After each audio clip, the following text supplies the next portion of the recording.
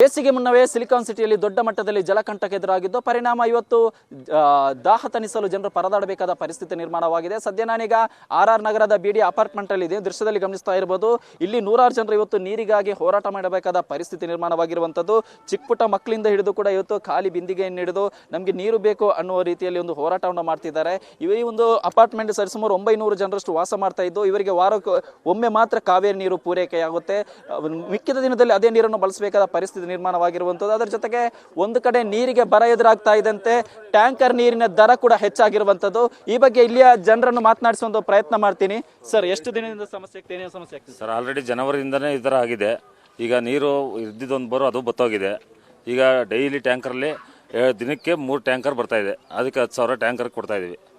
ಮತ್ತು ಸಾಲದಕ್ಕೆ ಈ ಟ್ಯಾಕ್ಸ್ ಬಿಡಿಯೋನವರು 1,500 ಇದ್ದು ತಗೊಂಡೋಗಿ 2,500 ಮಾಡಿ ಇಕ್ಕಿದ್ದಾರೆ.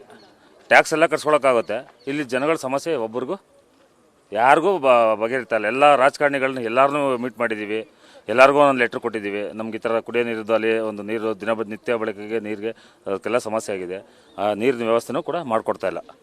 ಯಾರ ಹತ್ರ ಹೋಗಿ ಕೇಳಿದ್ರು ಬರ್ತೀವಿ ನೋಡ್ತೀವಿ ಅಷ್ಟೇ, ಅದು ಬಿಟ್ಟರೆ ಇನ್ನೇನು ಇಲ್ಲ. ನಾವು ಮಾಡ್ತೀವಿ ನೋಡ್ಕೋತೀವಿ ಅಷ್ಟೇ ಹೇಳೋದು. ಅಂದರೆ BD ಅವರಿಗೆ ಕೇವಲ ಫ್ಲಾಟ್ ಅನ್ನು ಕೊಟ್ಟು ಕೈ ಸುಮ್ಮನಾಗಿರುವಂಥದ್ದು, ಯಾವುದೇ ರೀತಿಯ ಮೂಲ ಸೌಕರ್ಯವನ್ನು ಒದಗಿಸುವಲ್ಲಿ ವಿಫಲವಾಗಿದೆ. ಮತ್ತಷ್ಟು ಜನರು ಮಾತನಾಡಿಸುವ ಪ್ರಯತ್ನ ಮಾಡ್ತೀನಿ. ಮೇಡಮ್, ಯಾವಾಗಿಂದ ಸಮಸ್ಯೆ ಆಗಿದೆ? ಏನೇನು ಸಮಸ್ಯೆ ಆಗಿದೆ?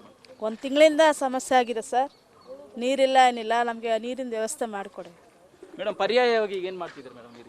ನೀರಿಗೆ ಕಾವೇರಿ ನೀರು ಬಂದಾಗ ಇಟ್ಕೊಂಡು ಅದನ್ನೇ ಯೂಸ್ ಮಾಡ್ತೀವಿ. ವಾರಕ್ಕೊಂದ್ಸಲ ಬರುತ್ತೆ ಸರ್. ಅದನ್ನೇ ಇದು ಮಾಡಿಕೊಂಡು ಬಕೆಟ್ಗಳಿಗೆಲ್ಲ ತುಂಬಿಸ್ಕೊಂಡು ಅದನ್ನೇ ಯೂಸ್ ಮಾಡ್ತಾ ಇರ್ತೀವಿ. ನೀರಿಗೆ ಅದು ಬರ ಹೆಚ್ಚಾಗ್ತಿದ್ದಂಗೆ ಈಗ ನೀರಿನ ದರ ಕೂಡ ಹೆಚ್ಚಾಗಿದೆ. ನೀರಿನ ದರನೂ ಜಾಸ್ತಿ ಆಗಿದೆ. ನೀರು ಸರಿಯಾಗಿ ಬರ್ತಾ ಇಲ್ಲ. 30,000 ಲೀಟ್ರಿಗೆ 7,000 ರೂಪಾಯಿ ಕೇಳ್ತಿದ್ದಾರೆ. ಇಲ್ಲೆಲ್ಲ ಸಾಮಾನ್ಯ ಜನರಿರೋದು. ಅವ್ರು ಹೇಗೆ ಕಟ್ಟಬೇಕು ನೀವೇ ಯೋಚನೆ ಮಾಡಿ ನಮ್ಗೆ ದಯವಿಟ್ಟು ಒಂದು ಪರಿಹಾರ ಮಾಡಿಕೊಡ್ಲೇಬೇಕು. ಏನಾದರೂ ಒಂದು ಪರಿಹಾರ ಮಾಡಿಕೊಡ್ರಿ. ಎಲ್ಲ ಕೆಲ್ಸಕ್ಕೆ ಹೋಗಿ ಬರ್ತೀವಿ, ನೀರೇ ಇರಲ್ಲ. ನಮಗೆಲ್ಲ ತೊಂದರೆ ಆಗ್ಬಿಟ್ಟದೆ ತುಂಬ. ನೀರು ಬೇಕು ನಮ್ಮ. ನೀರು ಸಿಗ್ತಿಲ್ವಾ? ಏನು ಮಾಡ್ತೀನಿ? ನೀರು ನಿಂಗೇನು ಬೇಕು? ಕುಡಿಯೋಕೆ ನೀರಿಲ್ಲ. ನೀರು ಬೇಕು. ಇವಿಷ್ಟು ಇಲ್ಲೇ ಜನರು ಹೇಳ್ತಿರುವಂಥ ಮಾತು. ಕಳೆದ ಹಲವು ದಿನದಿಂದ ಈ ರೀತಿಯ ಸಮಸ್ಯೆ ಆಗಿದ್ದು ಕೂಡ ಸಂಬಂಧಪಟ್ಟವರ ಗಮನಕ್ಕೆ ತಂದರೂ ಕೂಡ ಯಾವುದೇ ರೀತಿಯ ಪ್ರಯೋಜನ ಆಗ್ತಿಲ್ಲ ಅನ್ನೋ ಆಕ್ರೋಶದ ನುಡಿಯನ್ನು ಕೂಡ ಇಲ್ಲಿಯ ಜನರು ಹೇಳ್ತಿರುವಂಥದ್ದು. ಕ್ಯಾಮರಾ ಪರ್ಸನ್ ಚಂದ್ರಶ್ ಜೊತೆ ಸತ್ತಾರ್, ನ್ಯೂಸ್ ಫಸ್ಟ್, ಬೆಂಗಳೂರು.